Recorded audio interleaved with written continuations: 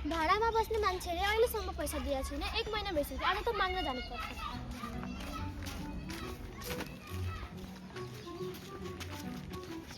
छ्या, घरको हालत पनि कस्तो गरेछ।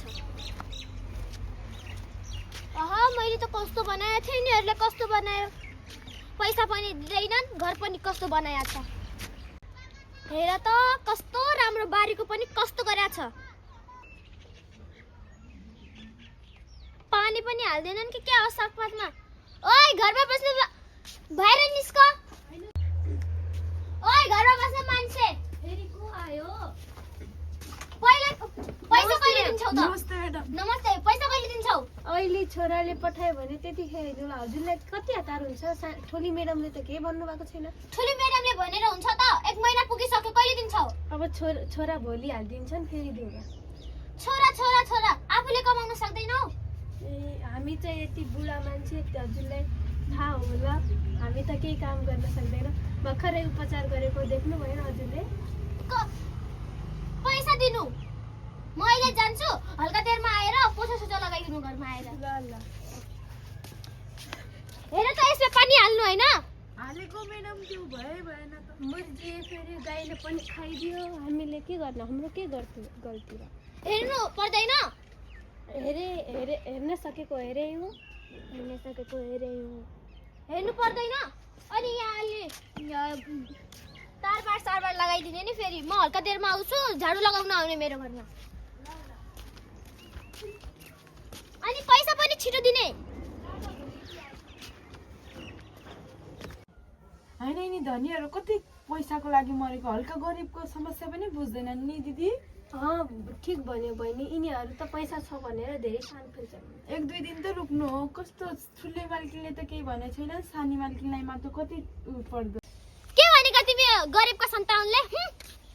के गरिबको सन्तान? हल्का गरिबको समस्या बुझ्न छैन तिमीहरूलाई। त पैसा भए पुग्छ नि। बस्न पनि त्यस्तै भन्नु पर्यो नि। के बस्न पनि? हल्का 1-2 दिन रोक, छोराले पैसा हालिदिँदैछन् भन्दै त छन् उनी। बस्नु पनि 2-3 दिनपछि बस्नु नि। किन बसौँ 2 दिन? हामी जिन्दगीभरको लागि यहीँ बस्ने पैसा दिँदै त छौँ। तिमीलाई के को आपत पर्यो? ठुली मालकिनले हामीले फोन गरेर भनिसक्यौँ त पैसा हालिदिउँला भनेर।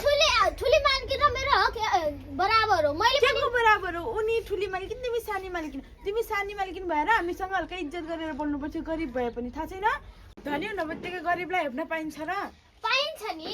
किन पाइन्छ? हामीलाई भगवानले त मानिस भनेर सेम त बनाएछ। हल्का धनी र गरिब मात्रै त छुट्याएछ। छुट्टामा त छुट्याएको छ नि। तिम्रो सल्लाह चाहिँ तिमी नै राख ल।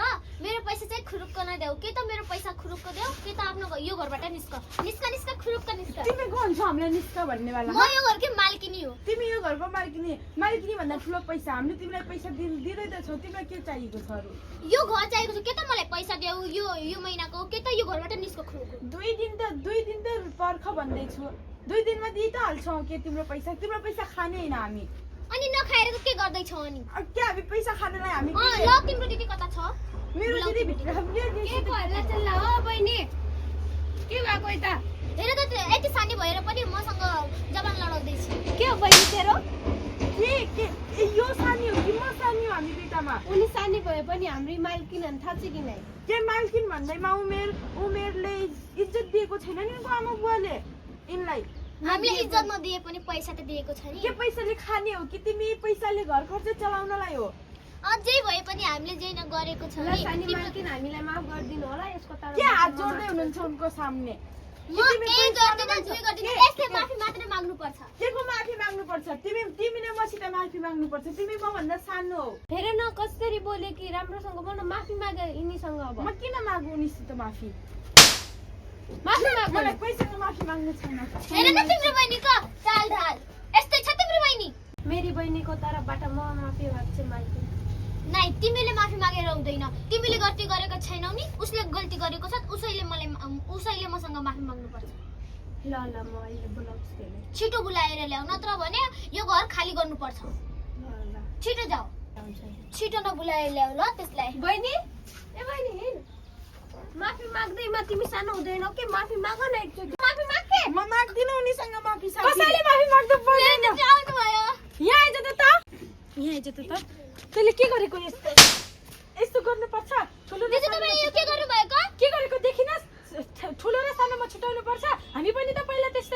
अहिले पो सङ्घर्ष गरेर यति ठुलो भयो यस्तो गर्नुपर्छ र धनी र गरिब भन्ने कहाँ लेखेको छ त्यस्तो हामी पनि त पहिले त्यस्तो थियो हाम्रो घरमा त कोही छैन तेरो मात्र मन यस्तो के ढुङ्गाको जस्तो के मन भएको तेरो हाम्रो घरमा त कोही छैन यस्तो हिँड तैँले अहिले माफी माग्नुपर्छ उनीसँग म जादिन हिँड जानुपर्छ हिँड म जादिन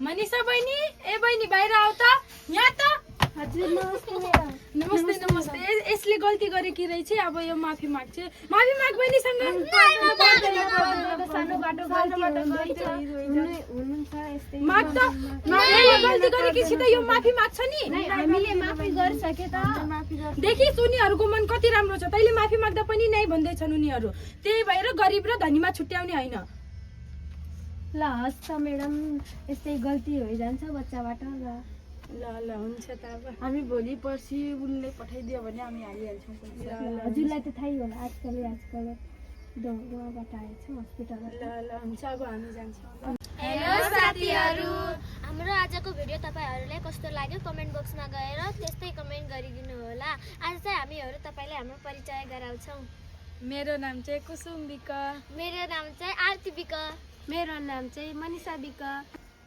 सलिना बिक तपाईलाई यो भिडियो मन पर्यो भने यस्तै भिडियो अझ पनि हेर्नु मन छ भने कमेन्ट बक्समा गएर कमेन्ट गरिदिनु होला यो भिडियो हजुरहरूलाई मन पर्यो भने यो भिडियोमा लाइक कमेन्ट शेयर सब्सक्राइब गरिदिनु होला हस्त धन्यवाद बाइ